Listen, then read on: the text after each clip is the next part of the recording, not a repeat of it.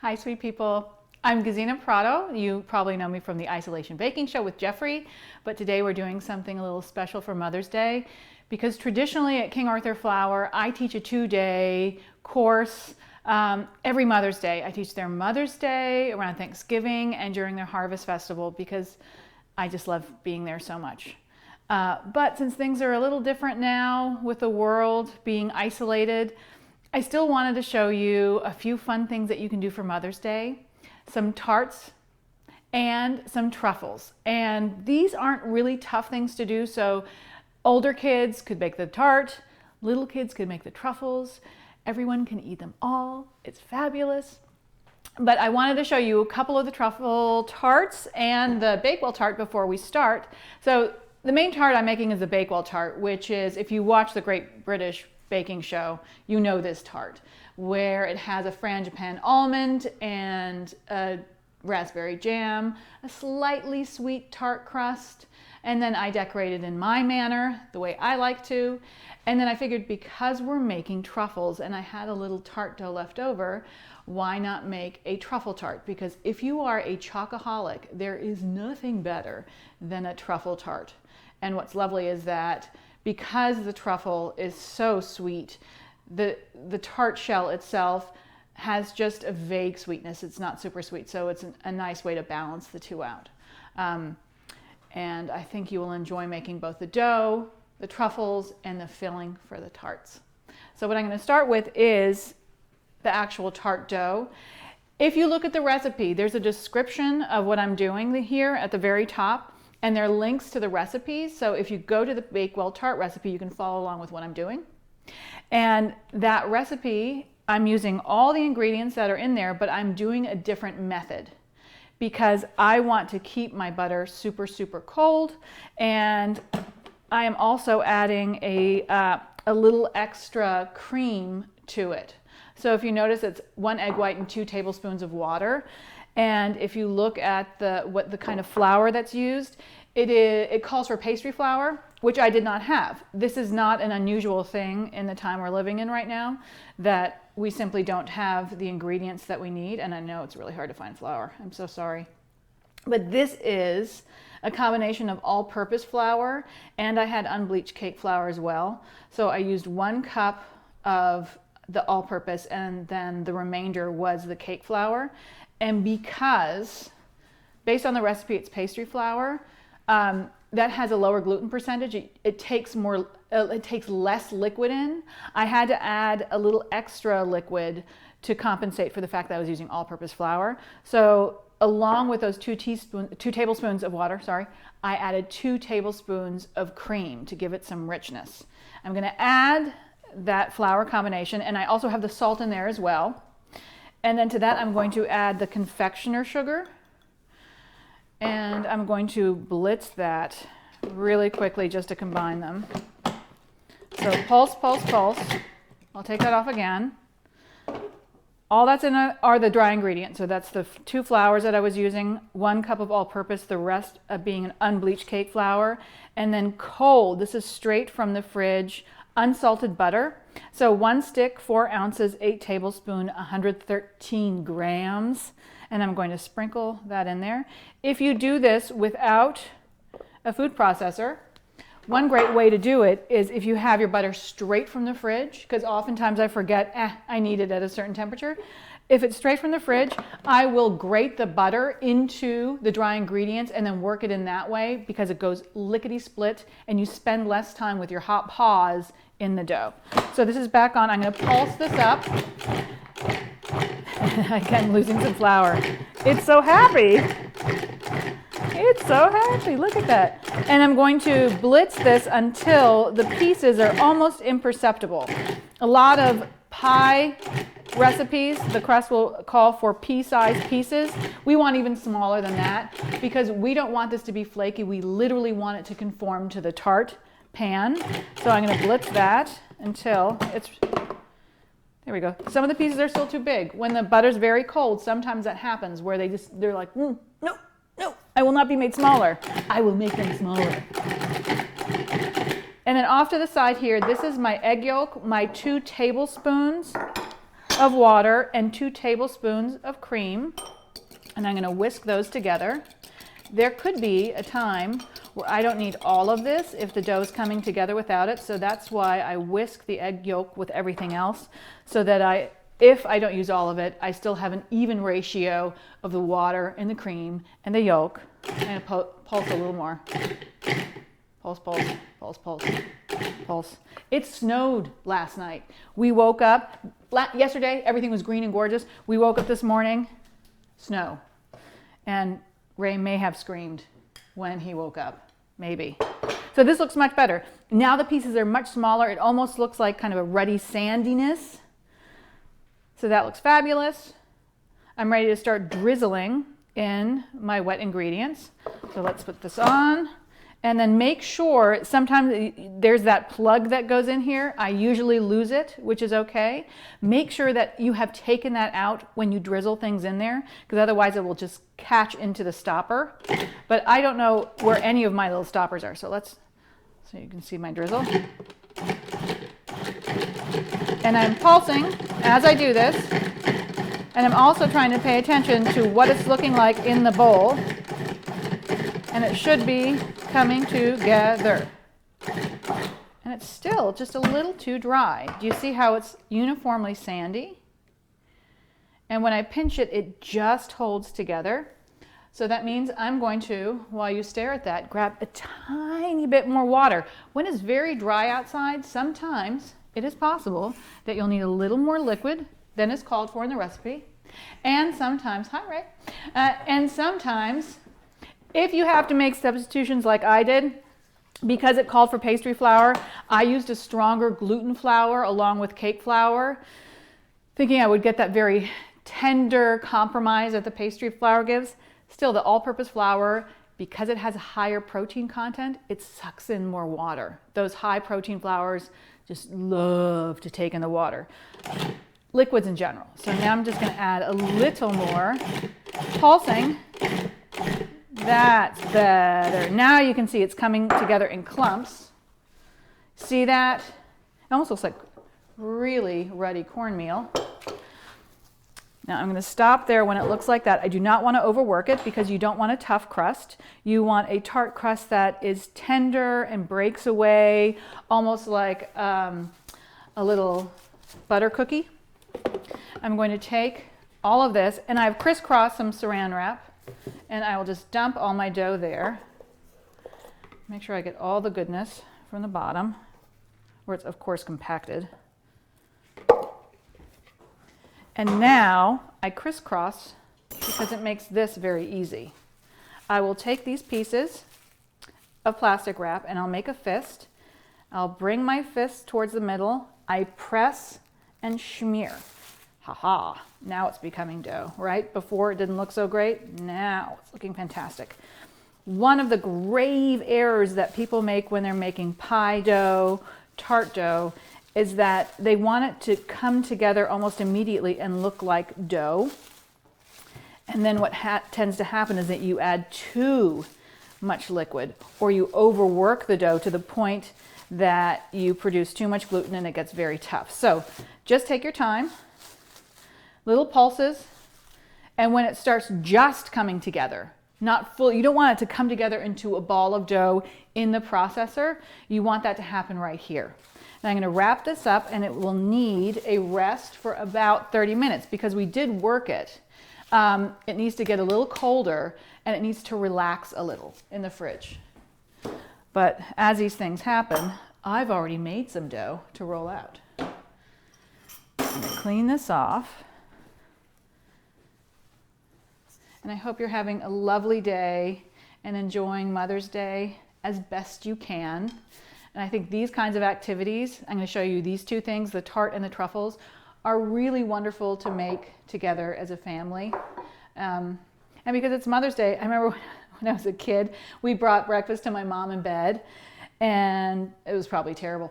But we, of course, said, which I think every kid has ever said in the history of Mother's Day, but why isn't there Kids' Day? And of course the answer was, say it with me, every day is Kids' Day. And I was like, man, that stinks.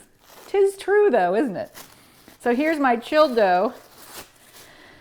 And when you compress it, it's, you know, if you're going to make it into a round, easier to compress it into a round to get you started. So that's the dough that was chilling. Over here I have my tart pan. It's about 9 inches wide. This is another mini miracle of the day. The fact that I found the bottom to the tart pan, because it is usually the case that I lose it because it is such a convenient little base for carrying it that if you take a tart to someone's house, invariably you get lazy and you go, I'm just going to leave it on that base because it's easy to carry.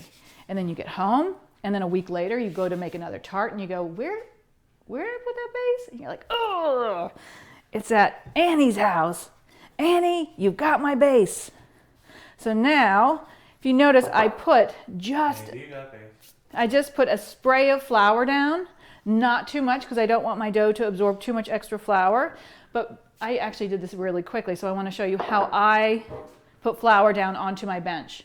A lot of people will take a pinch and then just make piles, like little termites have decided to come and invade your bench. Not good, because you'll have areas without flour and then areas with too much flour. Destructive, just as destructive as termites. Instead, you take that big pinch, I put my palm up, I keep the flour pinched, and I just use my wrist to spray the flour in an even dusting coating onto my bench. Sometimes when this dough is in the fridge for a long time, it will get a little brittle because it is so cold, so take some time. You can let it rest for about 15 minutes outside the fridge to make this process easier. And you see how I'm just doing really quick movements, but I'm moving my tart dough just a little to keep it in the round. And my tart pan is about 9 inches. I want to make this into a little more than 12-inch round. If it gets a little cracky, that's okay. You can use your little fingers to press that together. And all of this here that you see that looks not so attractive, I'm going to be trimming that anyway, so don't worry about it. But do try and keep it as round as you possibly can. And by turning it in small increments, I'm also ensuring that the dough is not sticking to the bench. Another thing, I always tell my students this, that you never want to do when you're rolling any kind of dough, you never want to roll over. Because when you roll over, you can press the edges of the dough. Two things happen. You will end up sticking that dough to your bench, but also you want to keep an even depth throughout. And what happens once you roll over, you compress it so much, it's about half the thickness of the rest of the dough. So as I'm getting there, handy dandy ruler, almost there.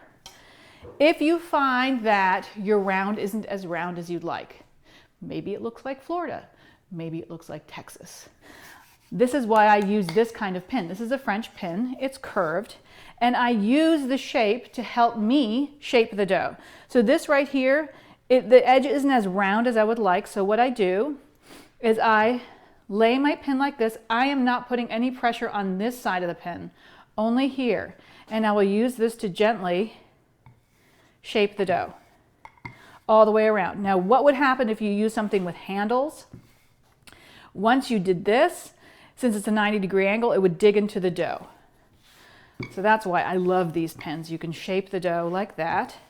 Also, by turning in very small increments and rolling in every direction, I'm allowing gluten strands to form in every direction.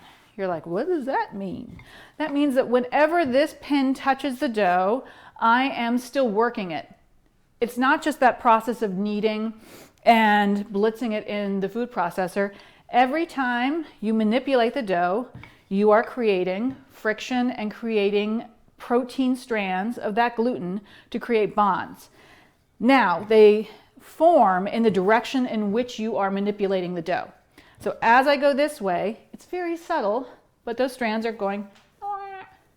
So that's why you want to have them form in every direction so that in the event that it shrinks just a little, it will shrink evenly.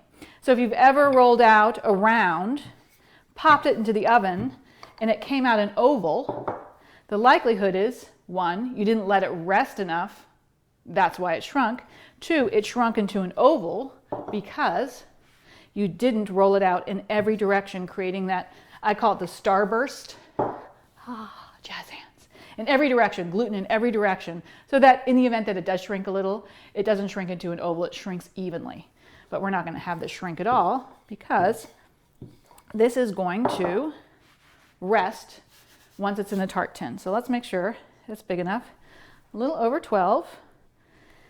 It's nice and round, isn't that? That's pretty. So I'll make it just a little bigger so that my trimming's even. And I also take this opportunity, you see how I touch my dough? Well, it feels good. But the other thing is that I'm just feeling for any areas that are a little thicker than others because I want to have an even depth throughout. The other thing that I vary from the recipe that you have in front of you, and if you're just joining us, I'm making the Bakewell Tart. And in the description of this video, there are links so you can actually watch. You can actually bake along with me or just look at the recipe as I'm doing this. But you'll notice in the recipe, it says, you have to obviously transfer the tart crust to the tart tin. I'm going to do that. One thing I'm not going to do, I'm not going to double up the sides of the dough along the side. I like an even depth of dough on the sides and the bottom. So come look. I'm going to transfer. How I do this one is I fold it in half, carefully pick it up, make sure I kind of hit the middle, and then unfold it. Lovely. So now, at this point, I call this hammocking because it's not sitting in the tart tin. Doesn't have its tushy in there. Instead, it's like in a hammock, where its tushy is like elevated, like Gilligan. So what you have to do is you've got to get that tushy in the corners because you want a really lovely edge to that tart. So what you do is you make sure you don't press too much while it's in this state because then you will rip through the dough because these are relatively sharp, these edges. So I take the dough and I find the edge right there of that tin. And then I go stomp, stomp, stomp, very gently creating a crease right there. And then I bring it back up. And then as I press against the sides, I'm also pressing down a little, making sure that it is settled in there. This also helps prevent the dough from shrinking. So if it's not actually settled in there properly, and it's kind of clinging on, elevated above the tart tin, as it gets hot in the oven, it will start slumping down. So I go all the way around, and this just feels good to do. I'm literally putting pressure. I'm creating a crease, and you can see it as I go around. At this edge, you can see that crease because I've put pressure, not so much that the dough sticks to itself as I do that, but so that it has a very neat edge. Now, I'm going to take some more time, and I always make sure I have a little flour on my thumbs, and I gently go around, pressing it into those fluted edges and pressing down a little too, just to make sure it's really settled in there. Pressing, pressing. And I'm going to end up having a little dough left. So if you look at the recipe, it asks that you take this piece and fold it over to double up that side. I prefer not to. You can if you like. But I like to have an even depth of dough on the bottom and on the sides. And I'm going to take a really sharp paring knife. I usually make a cut down like this and I hit the tin. Then I turn my knife to the side. And oftentimes, as you're doing this, it is really easy to lift up the dough, cut, and then you see it settle back down. So just make sure that when you do that, you're actually pressing down on the dough a little as you cut so that you're not lifting it, cutting, and then watch the dough settle, leaving a gap between the tin and the dough. That's not fun. All that you can use again for a little tart. I made 2, so I had enough to line a rectangular tin for my truffle tart, which isn't that lucky. So you see how lovely it's conformed to the sides. You can see that wonderful little edge there at the bottom, ensuring that it's actually settled in there.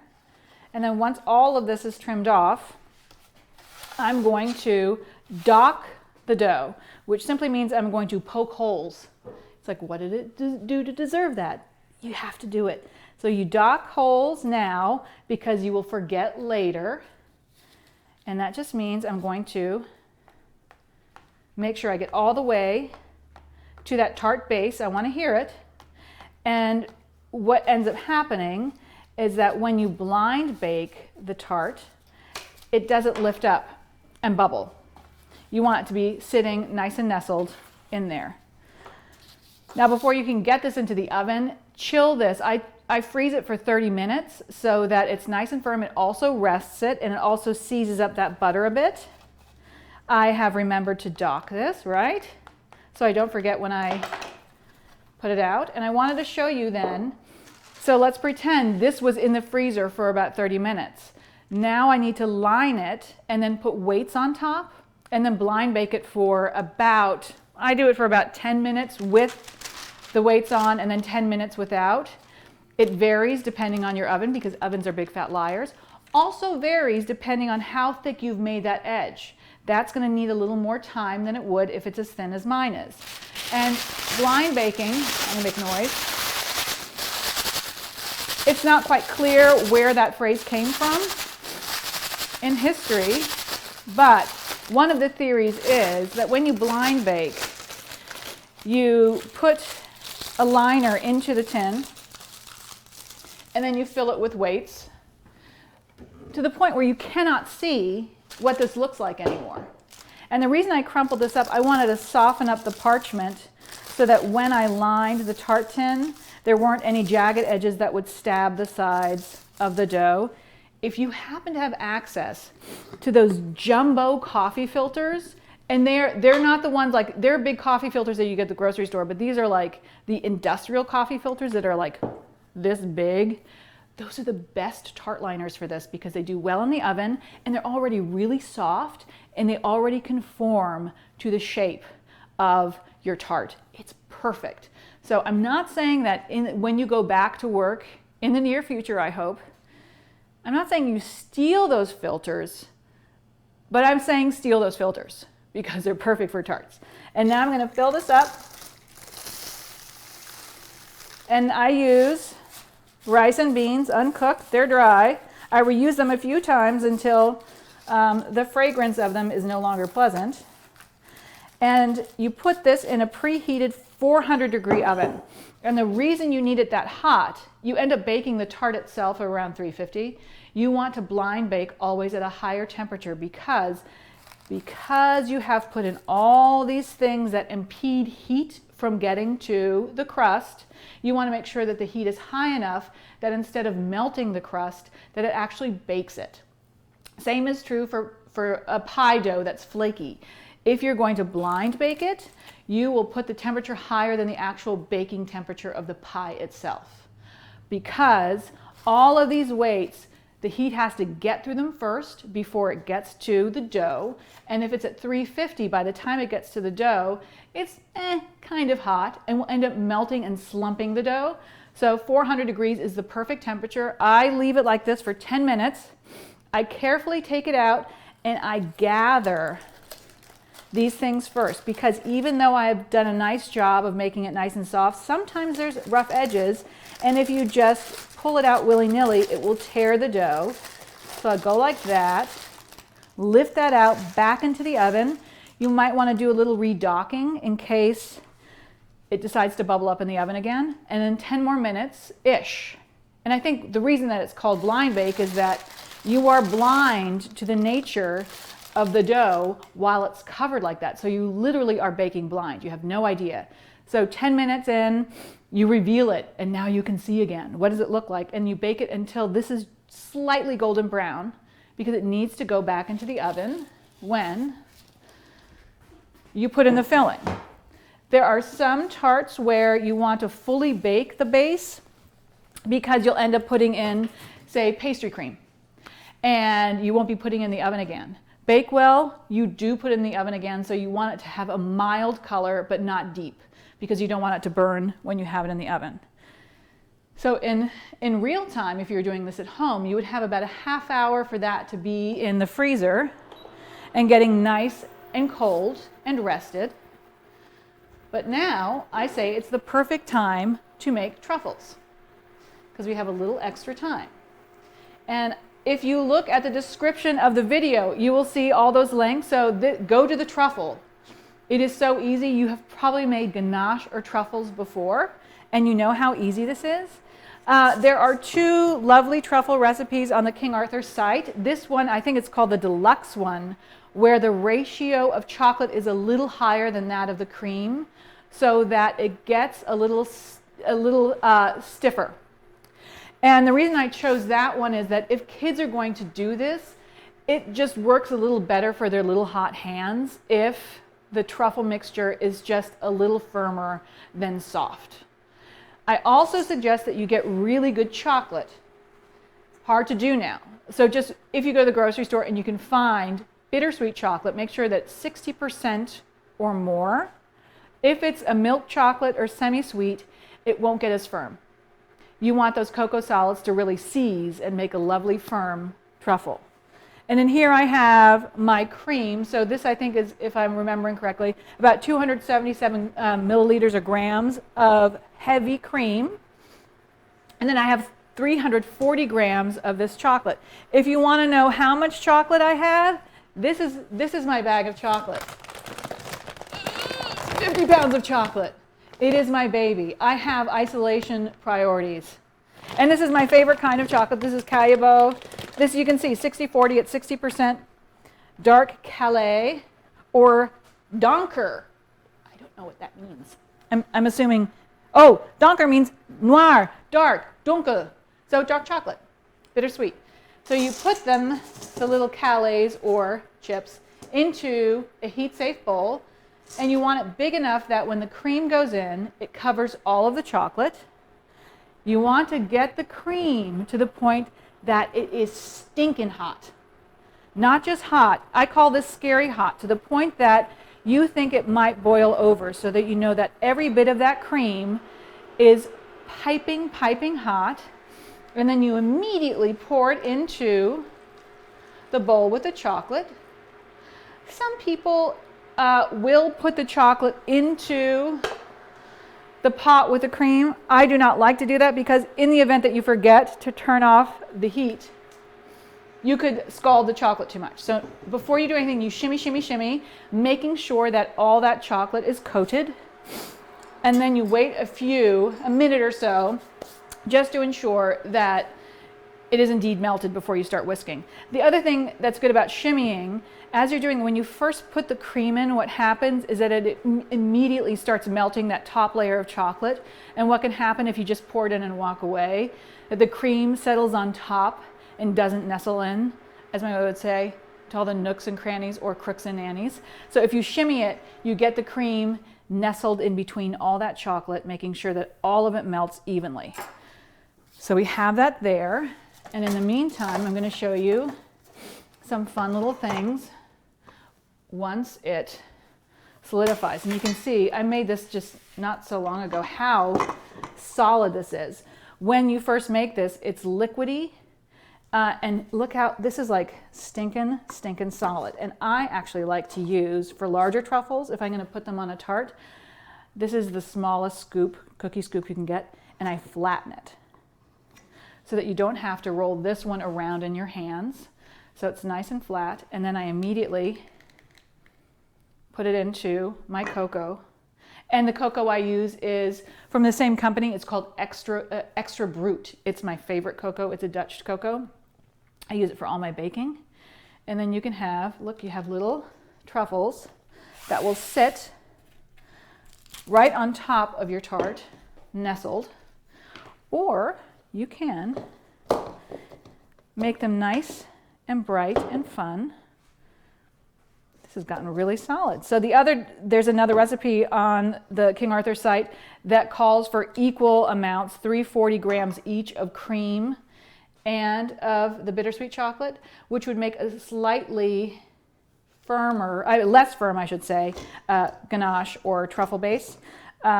So if you have, for instance, only semi-sweet chocolate.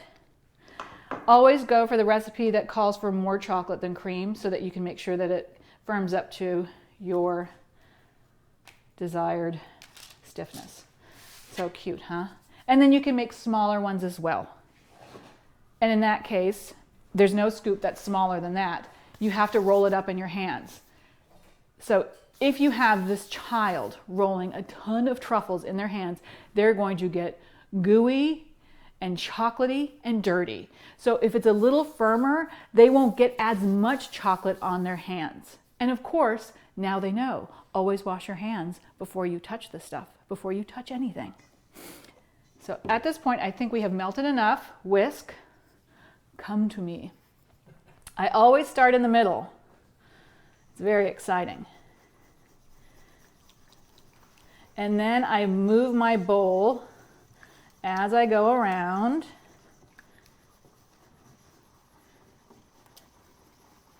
And now you can start seeing it come together. This is the magic. And I always get to the edges to make sure all of this is combined.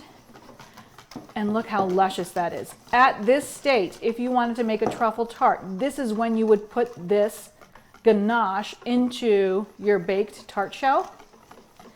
Also, if you notice the top of my Bakewell tart, I have little raspberries in the middle of my petals. And while the chocolate was this loose, I filled up a piping bag and I filled the inside of raspberries with just a little bit of that ganache. If it is too firm, you can't pipe it well. This is the perfect piping consistency. And then in about an hour, it will stiffen to the point that you can actually scoop it and form those truffles. Chocolate. I love it. Now, the magic of what we do. I have a baked tart shell. Make sure that sometimes you get really excited that everything is coming out roses, your tart shell is looking great, and you want to take it out of the form, especially because you can see it's shrunken away a little from the sides of the tin, because I sprayed it. Keep it in the tin. Don't take it out yet because you're going to be putting it back into the oven and you want to have a stable base. And then to this, I'm going to add my raspberry jam. And if you watch the Great British Bake Off, that challenge, they had to make their own raspberry jam. You do not have to. And I always have 2 offset spatulas ready. One to spread the jam, one to spread the frangipane that goes on top. Because if you use the same spatula, even if you just wipe off this one really well, invariably you will have some jam left on it, and then you have marred the frangipane, and you'll be very sad. So just a really even layer. That's lovely. And now I made the frangipane already. The recipe is there in the Bakewell Tart. And the recipe says to blend together the sugar and the flour, cream them, and then add the rest of the ingredients. When I make frangipane, I literally just put everything into the food processor and blitz it until it is nice and smooth. That is all I do. And the reason is that, first of all, it's really easy. Second of all, I don't like aerating my frangipane. That means when you cream together the butter and the sugar, you create these pockets of air that are fantastic in a cake. But in this cake, I want this to bake up relatively smooth and not have any real rise to it. So I make sure that I just blitz it until it's smooth, until it's a paste, and not aerating it too much, creating these pockets of air.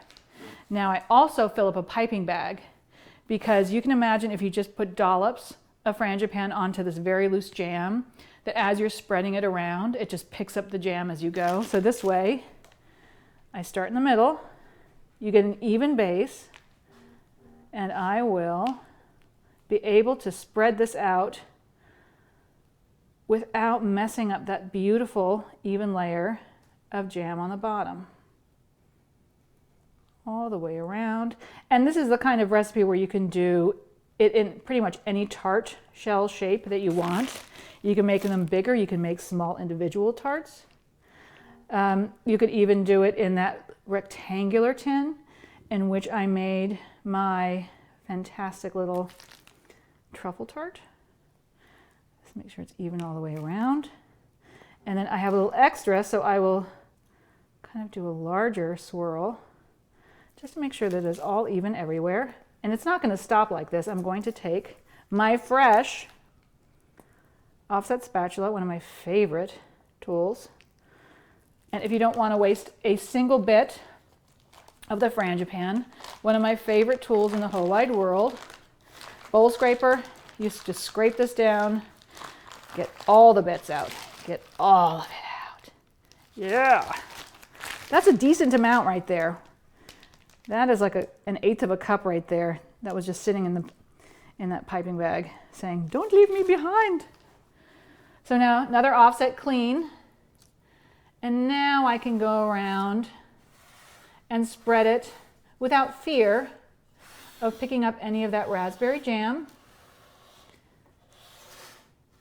And in the recipe, it says sprinkle almonds, slivered almonds, across the top of the frangipan, which is a really lovely and quick way of finishing this. But I like to, of course, make things just a little, not more difficult, a little more time consuming and pretty.